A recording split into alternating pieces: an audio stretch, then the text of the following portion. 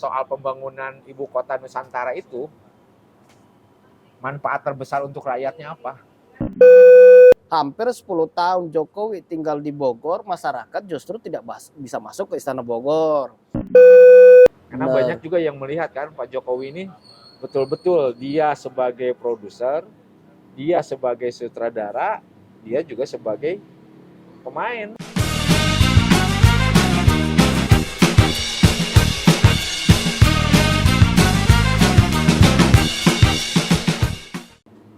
Pemilu sudah usai, Pilpres juga sejatinya sudah selesai.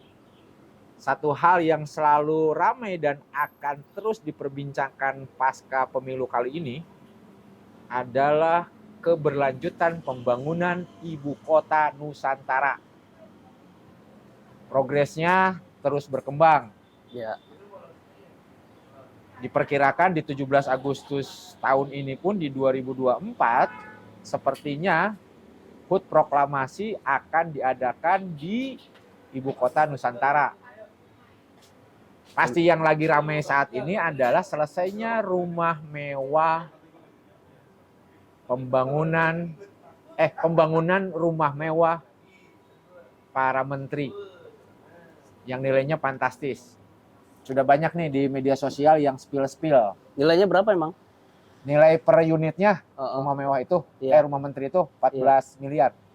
Wow, 14 miliar. Total yang sudah dihabiskan 500 miliaran sekian lah.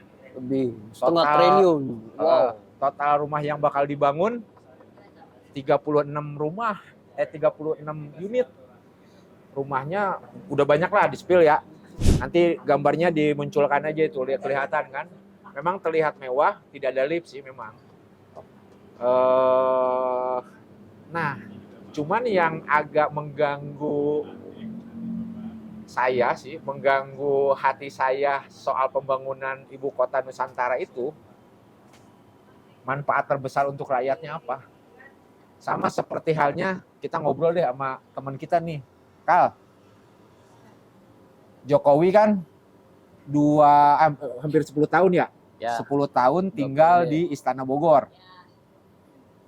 Selama 10 tahun terakhir, lu pernah masuk nggak ke Istana Bogor? Belum pernah, Pak. Belum. Satu itu. Berarti kan kita warga Bogor saja belum pernah masuk nih ke Istana Bogor. Jangan salah loh. Berbeda era sebelumnya. Sebentar, belum selesai. Itu yang saya mau bilang. Belum selesai. Berbeda dengan era sebelumnya. Ya, itu juga yang saya mau bilang. Setiap tahun kita bisa leluasa tuh keluar masuk Istana Bogor. Dan apalagi ada eventnya tuh. Hari Jadi Bogor. Ada Istana Open. Selama Pak Presiden Jokowi tinggal di Istana Bogor, Istana Open pun tidak ada. Kalila juga hanya bisa melihat, menatap Istana Bogor dari kejauhan. Mau foto-foto takut kali ya. Bisa ditangkap ya kalau tiba-tiba nyelonong masuk gitu. Pilot-pilot drone juga udah nggak bisa. Iya. Dan memang sekarang sih kalau ngelihat Istana Bogor itu eksotis. Sekelilingnya bersih. Ya. Beda dengan periode sebelumnya, jauh sebelumnya. Bagaimana gitu kan pedagang masih bisa mengitarin Istana Bogor, kebun raya Bogor, gitu kan kita nih kan. Di pinggir-pinggirnya masih banyak kan? Betul. Masyarakat kecil, ada transaksi ekonomi yang berputar di sana. Nah, pertanyaan saya pun, memang ibu kota Nusantara itu bakal dinikmati sama masyarakat, tapi kapan? Dalam bayangan saya ya mungkin kalau cucunya dia sudah lahir baru dia punya cucu, kayaknya baru menikmati. Ya, tapi kalau kondisinya kayak Bogor, apa yang dinikmati? Nggak ada. Iya, jadi misalkan IKN pertama kali dibangun istana. Istana untuk siapa? Presiden. Terus kemudian menteri. Ya. Terus kemudian para PNS-nya. Ya. Terus? Nah, maksud saya tuh kalau misalkan itu sudah lengkap, kemudian pejabat negara semua berkantor di situ, ya dari sisi perputaran ekonomi mungkin iya. Tapi kalau kita berkaca dari Bogor, yang kasus itu tadi bahwa hampir 10 tahun Jokowi tinggal di Bogor, masyarakat justru tidak bisa masuk ke Istana Bogor.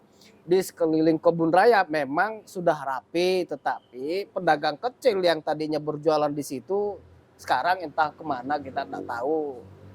Lah kalau kondisinya kayak gitu nanti di sana, apakah itu bisa dikatakan, ini contoh kecil ya, apakah itu bisa dikatakan mensejahterakan masyarakat di sekitar istana juga? Ya, yang penting kan untuk kebanggaan Indonesia. Ya kalau itu sih, ya. Tapi kapan akan bisa dinikmati kan masih lama. Makanya pada proses ini kita juga lihat kan, memang kalau melihat dari secara politik nih, makanya kenapa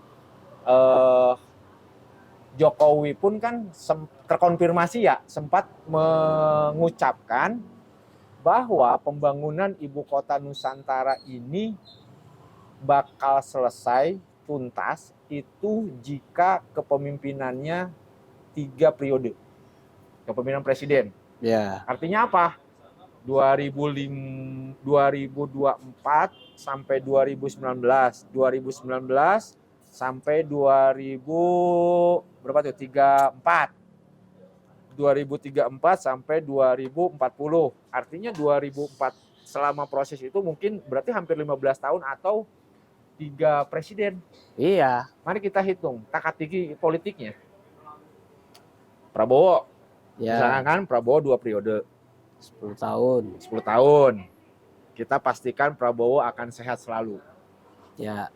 Ya. Terus berarti sampai setelah Prabowo siapa? Keberlanjutannya Gibran. Gibran kan? Ya. Terus setelah Gibran siapa? Kaisang. Bukan Jan Etes. Ya bisa jadi. Nah, kan itu sudah terkonfirmasi, sudah menyatakan bahwa pembangunan IKN akan selesai minimal paling cepat ya 15 tahun atau 3 periode kepemimpinan itu. Dan itu harus betul-betul dijalankan, diawasi, dijaga agar tetap berlangsung. Jangan sampai pembangunan ibu kota Nusantara menjadi candi terburuk di dunia. Nah, pertanyaan berikutnya adalah anggaran yang dipakai untuk membangun IKN itu kan tidak sedikit. 500 triliun ya. 500 triliun. Kata pemerintah akan menggandeng swasta untuk membangun itu. Karena kalau menggunakan APBN, jebol APBN, tidak sanggup gitu. Sampai hari ini kan, emang siapa investor yang sudah masuk ke sana? Katanya kan sudah terkonfirmasi banyak. Ya cuman kan belum bisa terbuka juga ya. Iya. Dinyatakannya secara lengkap dan utuh gitu. Iya, Mahfud MD sendiri di debat itu kan menyatakan itu belum ada yang masuk. Padahal Mahfud adalah bagian dari pemerintah saat itu. Masa iya seorang Menko Polhukam tidak tahu gitu kan? Kan ya kalau kita wajar-wajar saja tidak tahu karena kita berada di luar pemerintahan. Tapi kalau seorang Menko tidak tahu, ya lucu sih. Ya memang juga bisa jadi itu adalah rahasia negara, bagian dari rahasia negara yang tidak perlu publik tahu, yang penting terima beres saja. Cuman kita kembali lagi pada pembangunan ya sedikit-sedikit kan sudah mulai tersepil. Istana Bogor, masjidnya, musolanya, tempat peristirahatannya, fasilitas dan sebagainya kita bisa melihat itu secara utuh ya di era sekarang ini. Ya agak mengganggu psikologis masyarakat adalah saat yang bersamaan ketika banyaknya rumah-rumah menteri yang beredar di media sosial itu dan terlihat mewah, di sisi lain masyarakat teriak cabai mahal, beras mahal. Antri beli beras. Kalau dulu antri terima beras karena gratis, sekarang antri beli beras. Sekarang bahkan punya duit pun belum tentu bisa beli beras. Betul. Oh. Karena nggak ada. Ini di toko ini juga nggak ada. Puyeng. Udah 2 bulan berasnya. Nggak usah puyeng Pak, kayak pejabat aja ente. Lah kalau tidak ada beras kita mau makan apa bos? Kan udah ditanam singkong. Masa iya kita mau makan singkong tiap hari? Aduh, aduh, aduh, aduh. Ya karena beras langka, udah pasti harganya naik tinggi kan, melambung 18.000, yang tadinya cuma 10.000. Tapi yang menarik lagi dari IKN kemarin itu selain pembangunan rumah menteri juga ada penguatan soal lahan ya. Yang AHY ke IKN. AHY ke IKN kan. Nah, Menteri yang ditulis sama Kompas sebagai menteri magang.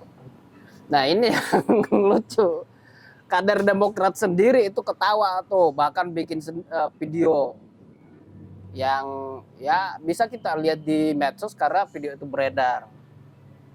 Si kadernya pakai apa namanya, baju Demokrat, ada logo partai, ya dia seolah-olah meledek petinggi Demokrat. Dia katakan kita ini 9 tahun jadi oposisi untuk melawan cebong gitu. Tapi kita tunduk hanya untuk mendapatkan jatah menteri yang hanya 6 bulan. Kita rela jadi cebong hanya untuk mendapatkan menteri yang usianya cuma 6 bulan. Berarti dia sudah mendapat informasi bahwa menteri dari Demokrat nanti yang dipilih oleh Prabowo Gibran itu hanya 6 bulan. Setelah 6 bulan diresapel, kan begitu ya.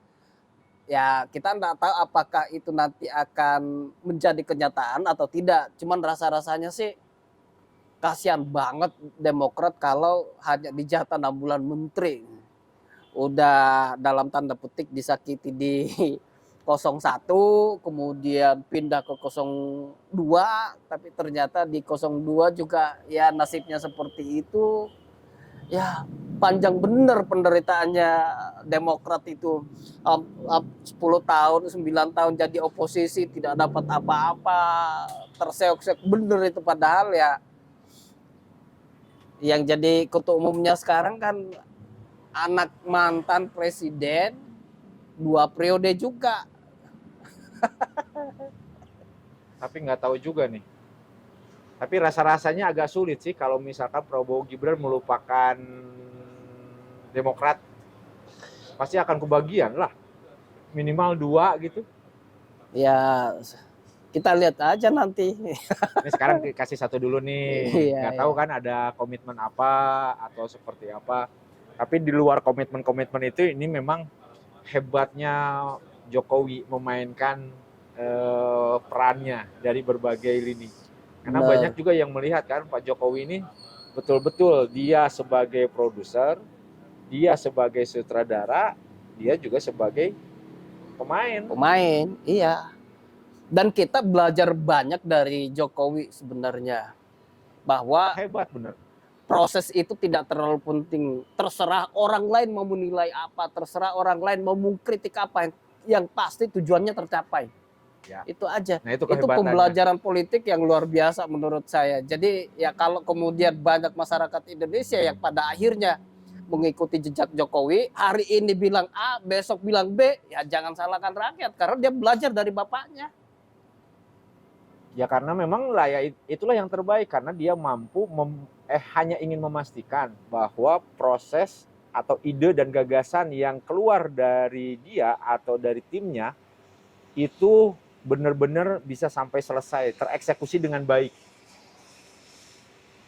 Nah kan hebatnya banyak yang selesai sebetulnya. Iya. Itu di luar ABC, di luar apa ya bahasanya? Saya nggak mau nyebut tipu-tipu sih. Ya. Lebih pada akrobat-akrobat politik dia, ya dia mampu menyelesaikan persoalan-persoalan yang memang sangat oke gitu kan. Betul. Itulah hebatnya Jokowi, dan kemampuan Jokowi di situ itu yang tidak dimiliki oleh orang lain, termasuk para pemimpin-pemimpin sebelumnya. Gimana luar biasanya Jokowi melemahkan parlemen dengan menggait Prabowo sebagai menteri yang sebenarnya lawannya di Pilpres 2019 kan, ditarik jadi menteri supaya dia mendapat dukungan di parlemen, di DPR. Dia menguasai DPR. Apapun yang eksekutif inginkan selesai di DPR, tidak ada perdebatan sengit. Paling hanya dari PKS sama Demokrat. Saya yakin Jokowi juga memiliki data-data yang kuat. Ya pasti. Dan dia memiliki kemampuan untuk mendapatkan data apapun secara cepat. Itu hebatnya. Karena dia percaya pada data. Beberapa hal terbukti, misalkan Jokowi itu mampu mengikuti yang lagi tren di masyarakat, Ya. siapa penyanyi yang lagi disukain sama masyarakat, siapa anak kecil yang lagi didiskusikan sama masyarakat. Artinya memiliki big data dan terkonfirmasi juga kan. Bahkan Jokowi menyatakan, saya itu tahu daleman partai-partai. Sayur itu sebenarnya tuh. Itu hebatnya dia. Parlemen tadi itu ya udah dilemahkan. KPK juga dilemahkan dengan merevisi undang-undang. Supaya apa? KPK ini kehilangan taringnya untuk dalam tanda petik ya menangkap para pejabat-pejabat negara, menteri-menteri yang lagi fokus bekerja ditangkap-tangkap. Itu kan mengganggu proses pelaksanaan kinerja pemerintahan kan. Itu selesai di situ, selesai parlemen, selesai KPK, terus ya di MK diloloskan gitu dengan cara apapun. Jadi prosesnya nggak terlalu penting gitu. Apa maksudnya ya pergedit lah dengan pendapat orang lain, pergedit dengan kritikan orang lain. Yang penting prosesnya tercapai, yang penting tujuannya tercapai dan program bisa jalan. Dan yang paling penting dari setiap proses itu mampu melegalkan. Iya itu. Itu keren. Yang tidak legal bisa menjadi legal. Nah, termasuk yang terakhir loh, pemberian pangkat kehormatan kepada Prabowo, pangkat kehormatan jenderal. Ini sejarah sebenarnya. Karena ya selama saya jadi jurnalis udah 15 tahun lah ya, belum pernah dengar tuh ada seorang purnawirawan yang pangkatnya dinaikkan jadi jenderal. Yang dinaikkan jadi kenaikan pangkat itu kan kalau di Undang-Undang 34 2009 kalau nggak salah, ya itu tidak boleh. Termasuk di Undang-Undang 20 2019 atau berapa saya lupa lah ya, itu yang boleh dinaikkan pangkatnya adalah perwira aktif. Kalau Prabowo kan pensiunan. Nah tapi sekali lagi itu tadi, yang tidak legal bisa menjadi legal. Tidak mungkin juga seorang presiden ujuk-ujuk memberikan pangkat kehormatan, menaikkan pangkat Prabowo tanpa ada dasar hukumnya. Apakah dasar hukumnya itu kemudian baru diubah kemarin atau seminggu sebelumnya, kita belum tahu tuh. Tapi yakinlah bahwa ya di situ hebatnya Jokowi, bisa memuluskan, bisa melakukan segala cara secara legal supaya tujuannya itu bisa tercapai. Hebat ya, hebat. Tiba-tiba ya. Bener. Sebetulnya proses itu nggak mungkin tiba-tiba. Pasti akan selalu ada operasi-operasi yang dilakukan tim, entah itu dari tim Prabowo atau misalkan tiba-tiba kebangun gitu kan. Wah, udah kita naikin pangkatnya saja gitu kan caranya. Tapi ya di luar itu memang tidak ada yang bisa dipungkiri sih dari peran Prabowo selama di TNI kan. Iya. Dia sudah, memang TNI adalah TNI aktif, terus dia juga sudah TNI yang merupakan di lapangan pernah, di balik meja pernah, di atas meja pernah, di kolong meja pernah, di balik kantor pernah dan sebagainya. Itu sudah lengkap. Satu sisi sudah lengkap, layak gitu. Yang jadi pertanyaan adalah dasar hukumnya apa, karena itu tadi undang-undang itu tidak mengatur itu. Itu nggak bisa, cukup dengan Perpres nggak bisa? Ya Perpres bisa, tapi Perpres itu tidak boleh bertentangan dengan undang-undang. Perpres tidak boleh bertentangan dengan peraturan perundang-undangan yang lebih tinggi. Tinggi mana undang-undang dari Perpres? Nah, kecuali kalau di undang-undang tidak menyatakan secara eksplisit tentang itu, maka itu bisa didetailkan di Perpres. Tapi sekali lagi tidak boleh bertentangan. IKN rumah menteri, dan jenderal baru. Itulah diskusi kita di episode kali ini. Sampai jumpa di episode berikutnya. Kita perbanyak ngopi, perkuat opini.